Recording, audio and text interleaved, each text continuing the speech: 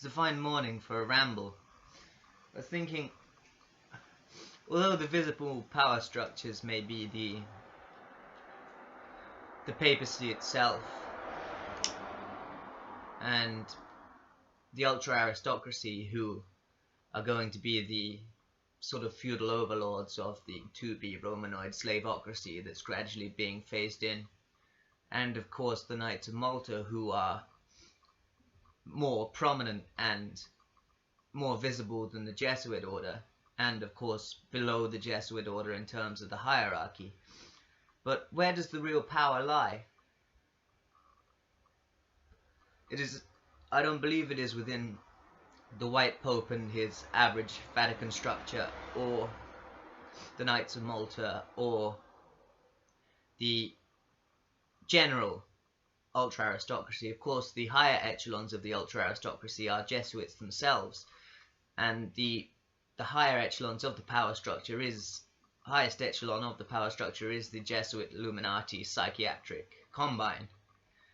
And certain ultra-aristocratic families do qualify for that echelon, especially the Pallavicinis, who themselves oversee the most important dynasty in Britain, which is the Cecil dynasty, who actually rule the land we currently dwell in here in Devizes. This is part of the fiefdom of the Cecil bloodline,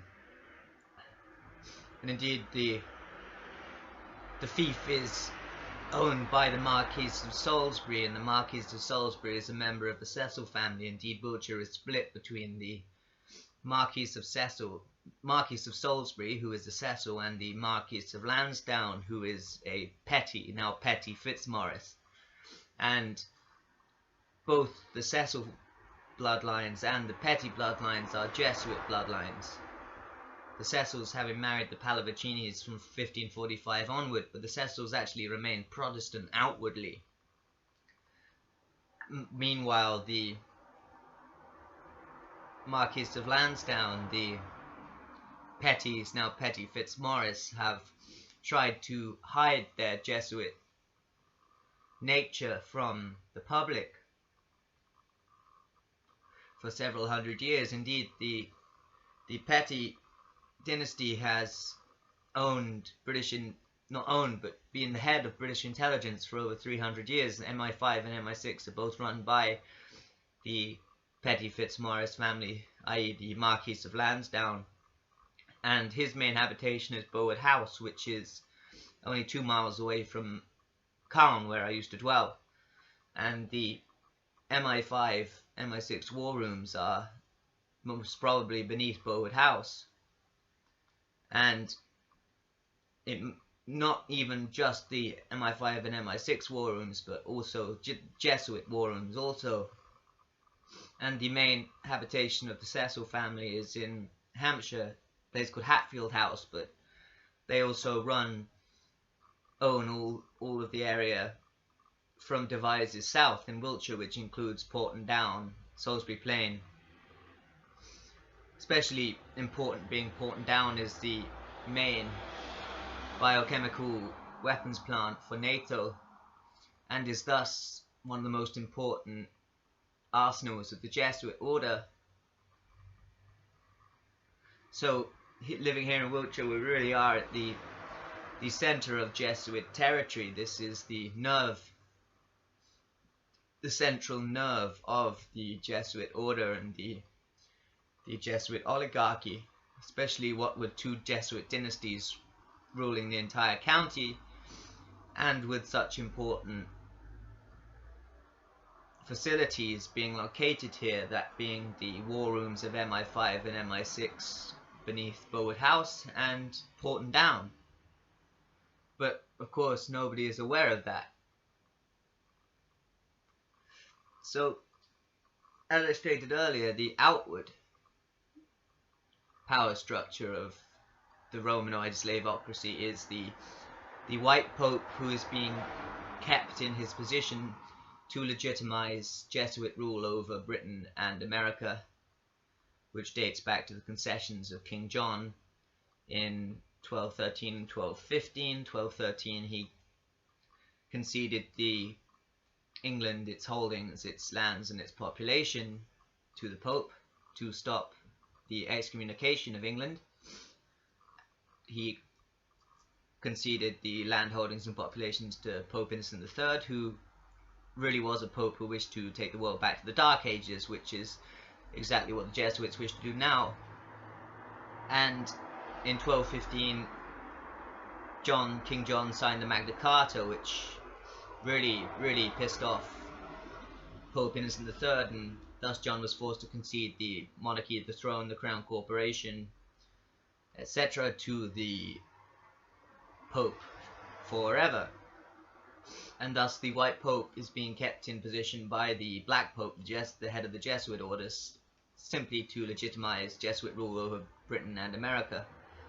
Whereas the White Pope really doesn't have any power at all, despite him supposedly being infallible since 1870. The papacy has been completely run by the Jesuits since 1814, and indeed in 1836, I believe it was, Pope Gregory, I think it was Pope Gregory the 16th, legitimized the Jesuit order's rule over the entire papacy and the Curia.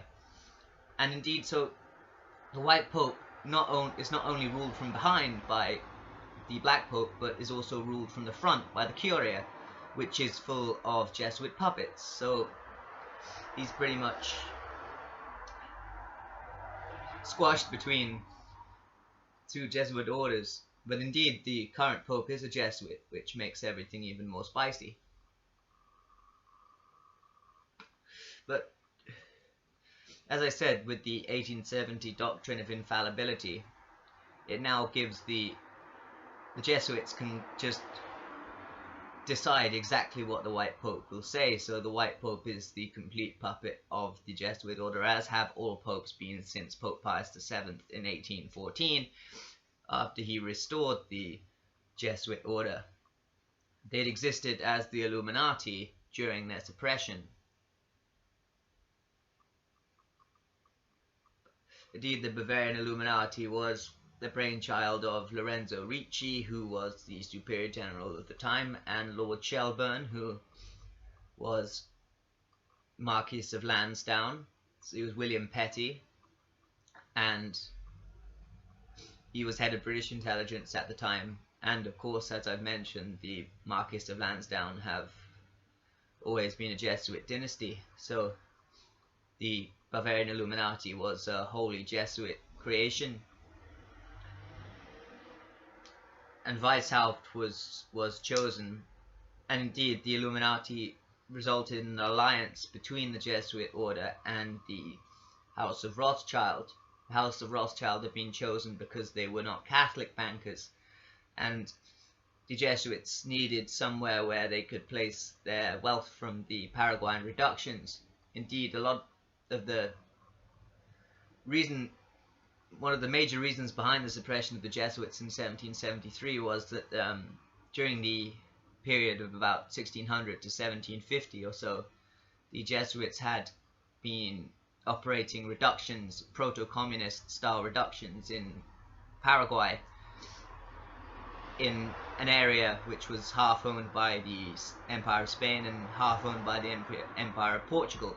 And either the empires of Spain and Portugal were either not aware of the reductions, or they were not aware of the wealth of the sheer wealth that the reductions were creating for the Jesuit cause.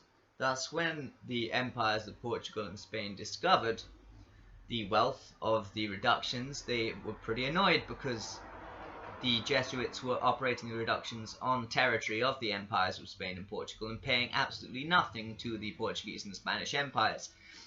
They were sending all the money back to their own war chest, which was overseen most probably by the Farneses and the Pallavacini dynasties.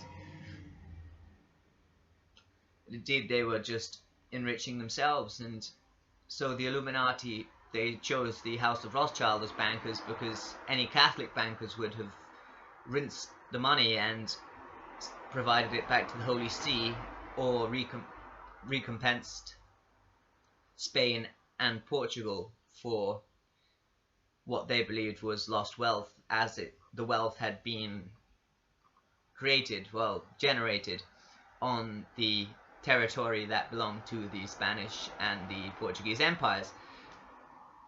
And generally in the 1700s, many of the empires, Spain, Portugal, France, and Austria, who were the main ones who suppressed the Jesuit order, were looking for ways to avoid too much papal influence within their policies. There was a drive towards nationalism, and the Jesuits were seen as too involved with the papacy, even though by that point the Jesuits were rogue. And the Jesuits were undoubtedly by this point already making plans for world domination, which they would continue through the Bavarian Illuminati. And once they'd been restored as the Jesuits, having taken over the papacy, their entire thrust since then has been for world dominion. And of course they were using the wealth that they generated through the Paraguayan Reductions. The Paraguayan Reductions were quite interesting because they kept the Guarani Indians, who were the labor for the Paraguayan Reductions, high on Coca Leaf the whole time, which is exactly what the Jesuits are attempting now, because they are operating many mind control programs, and a lot of this has to do through the alliance, what I now call the Jesuit-Illuminati-Psychiatric combine, with psychiatrists drugging truthers to shut them up. And you ask why the alternative media is so shitty. It's because all the truth is locked away in the asylums.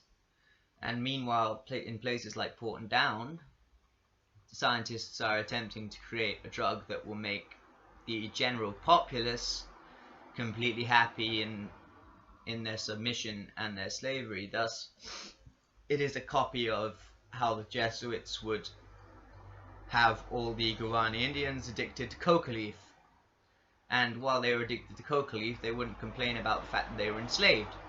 So we're now seeing a return to that. Indeed, as I've mentioned, I believe the New World Order will be some sort of Romanoid slavocracy. And indeed it will be a drugged Romanoid slavocracy.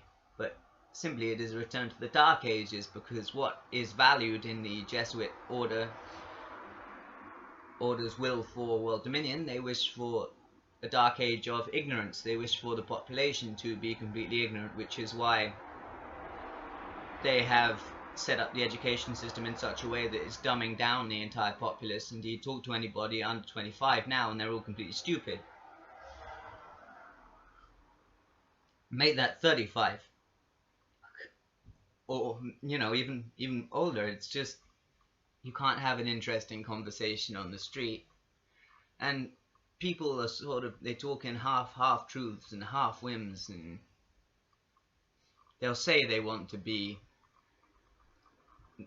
knowing of the truth, but they don't really. Like, I walked up to a woman the other day and I said to her, why do you think the war in Syria is going on?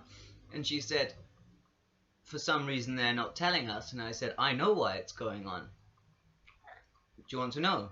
And she was like, no. And you don't know what's going on? I said, yes, I most certainly do. And she got all scared and sort of ran off, almost as if I was some sort of freak for attempting to tell her the truth. So she's quite happy to believe in her own brain that it's operating for this war is going on for some reason we're not being told, but she doesn't want to know what we're not being told. So what has happened is, using such institutions of the Tavistock Institute for Human Relations and other aspects of social engineering, and of course psychiatry, the Jesuit-Illuminati-Psychiatric combine has got everybody running in fear of the truth, and indeed people are much happier to stay in their little boxes of falsehoods and to avoid the truth as much as possible, even when it's standing right in front of you. Maybe it's my appearance that put her off, I don't know. But yeah, I'm a historian, a conspiracy theorist, just a crackhead one. I have absolutely no qualms about being so. It was 8 o'clock in the morning. I think that's a great time to talk about these things. I mean, if you want to dwell in the realm of truth, you need to be operating 24 hours a day. There is no break. This isn't like working for a corporation. This is a full-time job. More than a full-time job. This is a never-ending trip. Philip K. Dick compared schizophrenia to an LSD trip. I'd call it a bad LSD trip. But you do smile when you can freak people out with truth. But the whole idea, my form of revolution, is to dress like a Victorian beggar and talk like a scholar. And that just leaves members of the public absolutely baffled. But it's all good. As I was saying, the Tavistock Institute for Human Relations is pretty much, of course it's owned by the Jesuits now, and indeed probably always has been a Jesuit institution. And it directs social engineering in the UK, and social engineering in the UK is so deeply entrenched now, it has created a generation of absolute fools. I mean, the average member of the public is so stupid now. Like, I reckon this stupidity probably surpasses that of the Dark Ages. Even in the eras of Roman Catholic superstition, I don't believe that stupidity has reached the heights that it has today. And even the alternative media is awful. And the reason for that is, as I said, is the psychiatric element of the Jesuit-Illuminati-Psychiatric combine. Because anybody who tells the truth, or even utters the truth, is force-fed quetiapine, force-doped thorazine, or amisulpride, or risperidone, or something, which dulls us all and turns us into zombies who are half asleep, walking around. I've managed to get to the point now where I can still think, even when I'm on those drugs, but the average schizo finds it very difficult, once they're dulled out, to speak the truth. And indeed, the psychiatric establishment specifically likes to give schizos drugs that make them fat, because once one has become obese, one loses their will to resist, because one has lost their self-confidence. So I've always refused any medication that has a side effect of potential weight gain. Hence I've managed to stay slim. But that isn't the same for every schizo. But then again, I have a funny feeling that schizophrenia might be being overdiagnosed, because schizophrenia is an intelligent man's illness. And looking at some of the schizophrenia forums online, there's quite a bit of stupidity there. So I don't believe they're real schizos. But academia is just a joke. It's completely dumbed down the populace at the Jesuits' wish to bring in this synthetic dark age. It is a synthetic dark age, because we're at the point now, especially with technology, etc., that we do not need to enter a dark age, but the powers that be, the ultra aristocracy and the Jesuit-Illuminati-Psychiatric combine, wish to usher in a synthetic dark age. Thus, it is occurring, a synthetic dark age is being ushered in, and we just sit and watch, and we cannot tell the truth to anyone, because they do not want to listen, because they would rather hide in their falsehoods, as I stated with that woman who herself let herself go a little bit by saying Syrian war is happening for a reason we're not being told. But the minute I decided to tell her, she pretty much patronized me in a way.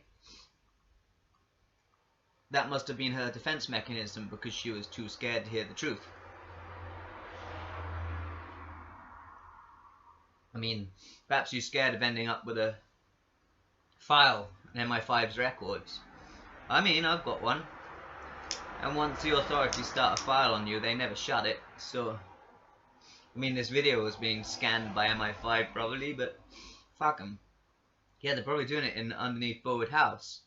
What's quite funny about that is that Bowood House hosts a lot of events, such as school proms and stuff. They don't realise that beneath the ground, there is a intelligence network going on beneath them. As I said, Wiltshire is the nerve centre of the Jesuit oligarchical plan. This is Cecil and Petty territory. Two Jesuit dynasties ruling one county. The only county in Britain that is run by two Jesuit dynasties in such a manner. The other main dynasties in Britain that they're not Jesuits, but they are mainly Catholic, and they've always been openly Catholic, would be the Howards, the Percys. The Percys are in charge of the depopulationist program, and the Welds. Indeed, during the Jesuit colonization of Britain between 1773 and 1815, the Welds gifted Stonyhurst estate in the northwest, I believe it is, to the Jesuit order, and it's now some sort of Jesuit-run boarding school. But the allegiances of the Welds are therefore open for all to see. We are friends of the Jesuit oligarchy. I'm not, but they are. And there seems to be little at the moment that could be done to change anything, because nobody seems to want to listen. And anybody that does speak out is immediately in danger of sectioning or ending up on quetiapine or amisulpride or whatever shit that the psychiatric quacks want to dole out to you. That's why I believe that the Jesuit-Illuminati and psychiatry are working in close conjunction. Indeed, psychiatry has replaced the old Jesuit confessional and Illuminati spying. The psychiatric profession now operates as the same function. And indeed, the Jesuits remain at the highest echelon because they remain the confessor-priests of the highest oligarchies, and by being the confessor-priests of the highest oligarchies, they have the information of the highest oligarchies, which they can therefore blackmail the highest oligarchies with, which puts the Jesuits at the pivotal point of power in terms of the structure of power. Thus, you have the layers. You've got the Knights of Malta and the ultra-aristocracy and the white papacy being the open power structure, but above it, clandestinely, we have the shadow power structure, which is the highest echelons of the power structure, which is the Jesuit-Illuminati-Psychiatric axis. And you have to learn a lot to be able to analyze that area of the political sphere. And indeed, I am going to fade out now and have a morning coffee.